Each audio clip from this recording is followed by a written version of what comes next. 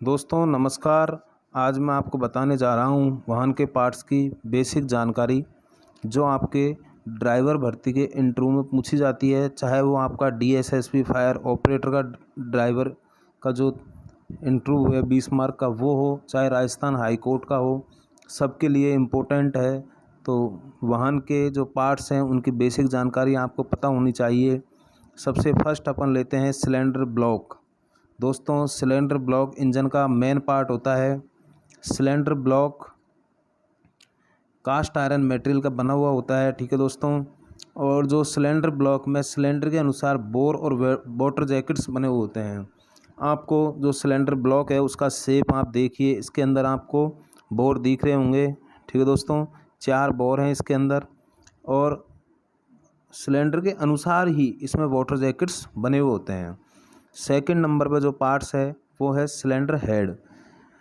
दोस्तों cylinder head engine के cylinder block पर लगा रहता है। दोस्तों आपके लिए एक इम्पोर्टेंट है कि सिलेंडर हेड कहाँ लगा हुआ होता है।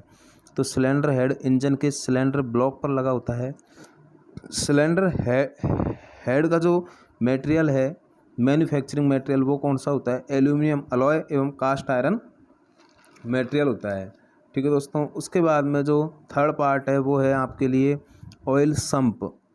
ऑयल सम्प क्या है दोस्तों? ऑयल सम्प ऑयल चैम्बर का बॉटम पार्ट होता है, ठीक है दोस्तों। ऑयल सम्प के अंदर इंजन ऑयल भरा रहता है।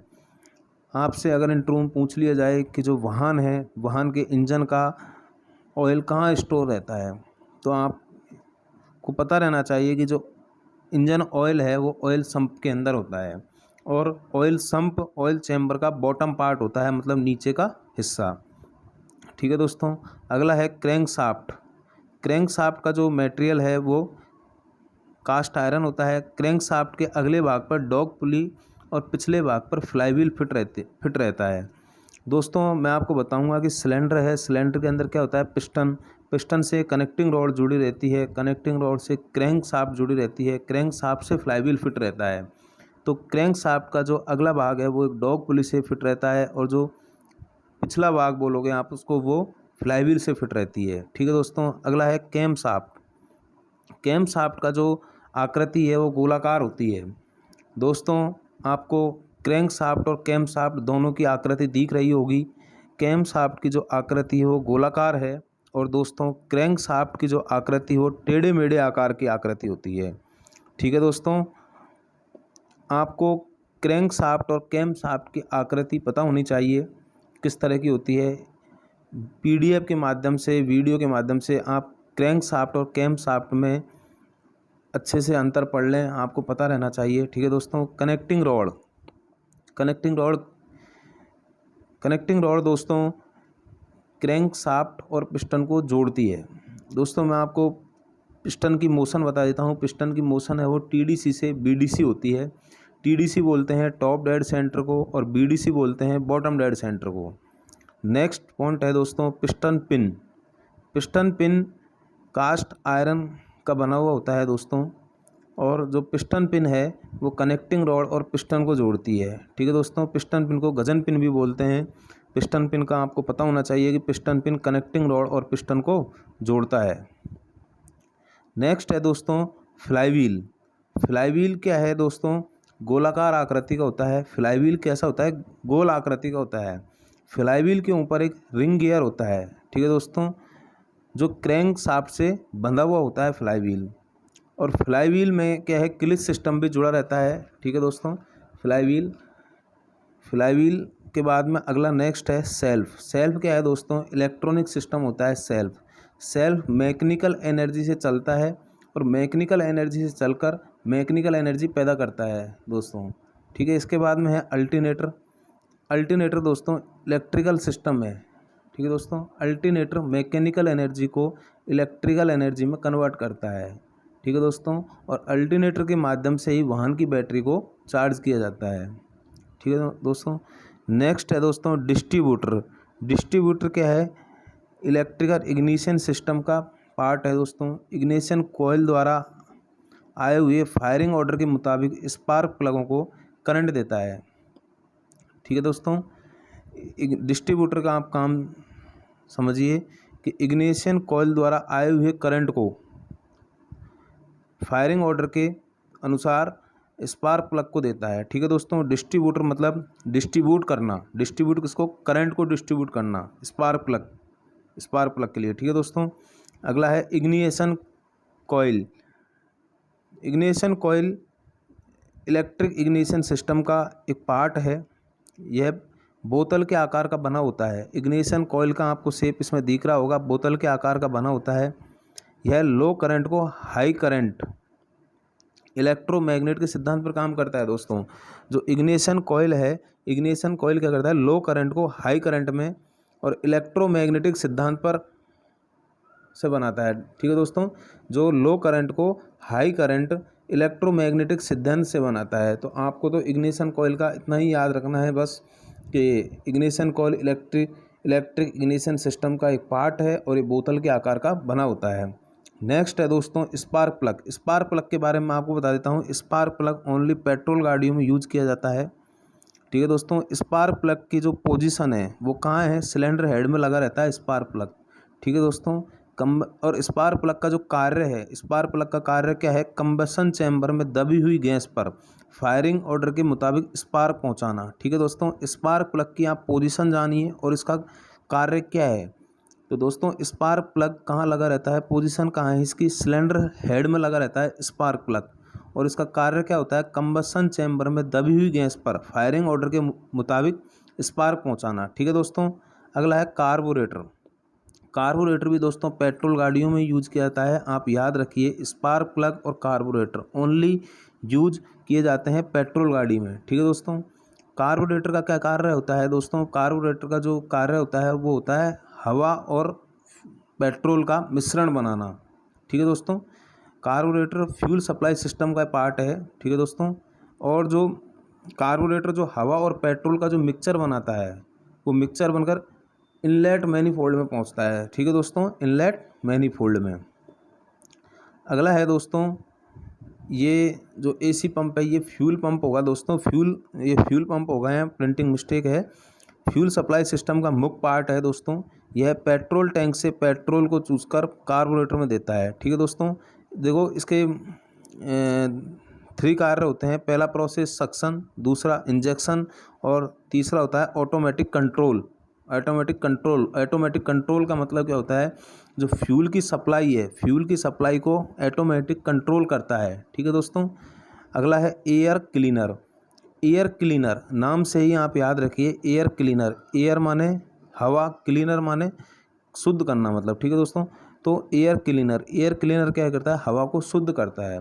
तो एयर क्लीनर क्या है, इंजन को स्वस्थ हवा देता है ताकि हमारा इंजन स्वस्थ रहे। ठीक है दोस्तों, एयर क्लीनर इंजन के ऊपरी भाग में फिट होता है, इंजन के सिलेंडर में शुद्ध हवा पहुंचाता है। आपको एयर क्लीनर का यही याद रखना है। एयर क्लीनर क्या है कि जो एयर क्लीनर है इंजन के सिलेंडर में शुद्ध हवा पहुंचाता है और एयर क्लीनर को हम सेकंड या थर्ड सर्विस पर चेंज करते हैं। ठीक है दोस्तों, अगला है लिफ्ट या फीड पंप। लिफ्ट या फीड पंप होता है एफएफपी होता है दोस्तों, एक फ्यूल फीड पंप। ठीक है दोस्तों, फीड पंप फ्यूल सप्लाई का ही एक सिस्टम है। और फीड पंप क्या है, डीजल टैंक से डीजल फिल्टरों को पंप करता है। दोस्तों जो लिफ्ट पंप या फीड पंप का कार्य क्या होता है, डीजल टैंक से डीजल को फिल्टरों तक पहुंचाने का कार्य होता है। ठीक है दोस्तों, नेक्स्ट पार्ट है fuel injection pump. Fuel injection pump क्या है, फ्यूल सप्लाई का ही एक पार्ट है।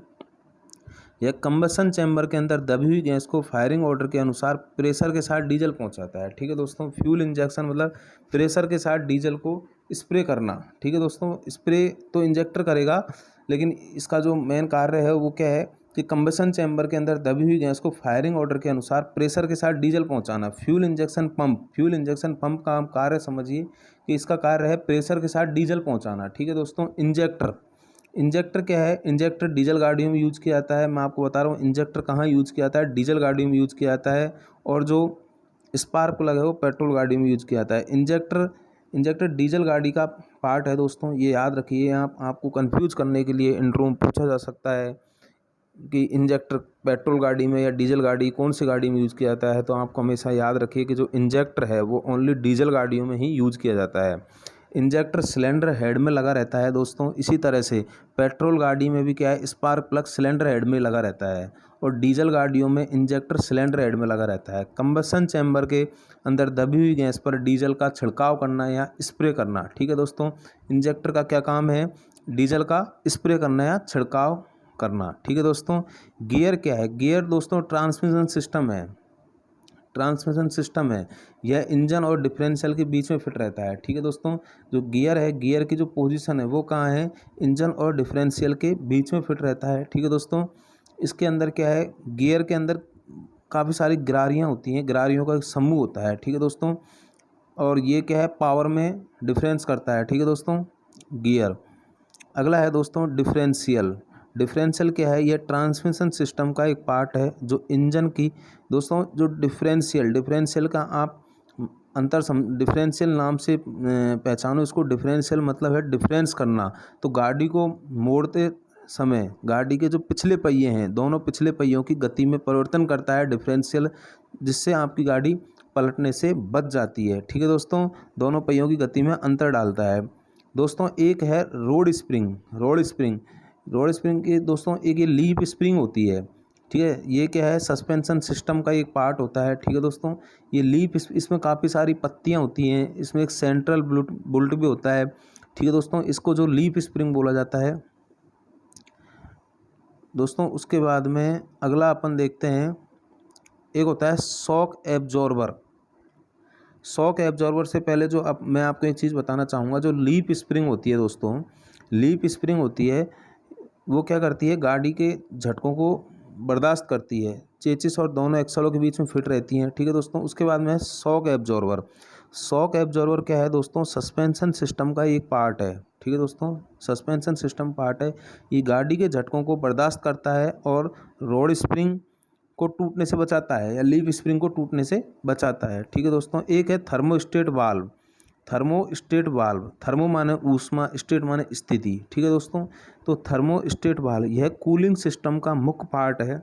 यह पानी के तापक्रम को एक निश्चित सेंटीग्रेड पहुंचने तक कूलिंग पथ में रोके रखता है, इंजन के ऑपरेटिंग तापमान को बनाए रखता है। दोस्तों मैं आपको बता रहा हूँ, जो थर्मोस्टेट वाल्व है, थर्मोस्टेट वाल्व कूलिंग सिस्टम का एक पार्ट ही है दोस्तों। और ये क्या है, पानी के जो टेम्परेचर को एक निश्चित सेंटीग्रेड पर पहुंचने तक कूलिंग पथ में रोके रखता है। ठीक है दोस्तों, और आप याद रखिए, अगर आपकी गाड़ी का इंजन हीट कर रहा है और आपने चेक किया कि आपकी गाड़ी का थर्मोस्टेट वाल्व ख़राब है, तो उस स्थिति में हम क्या करते हैं, थर्मोस्टेट वाल्व को बदलते हैं। ठीक है दोस्तों, ये आज मैंने कुछ पार्ट्स बताए हैं आपको, इनको आप अच्छे से याद कर लीजिएगा। इसके बाद में दोस्तों मैं एक एक पार्ट्स के बारे में आपको बताऊंगा।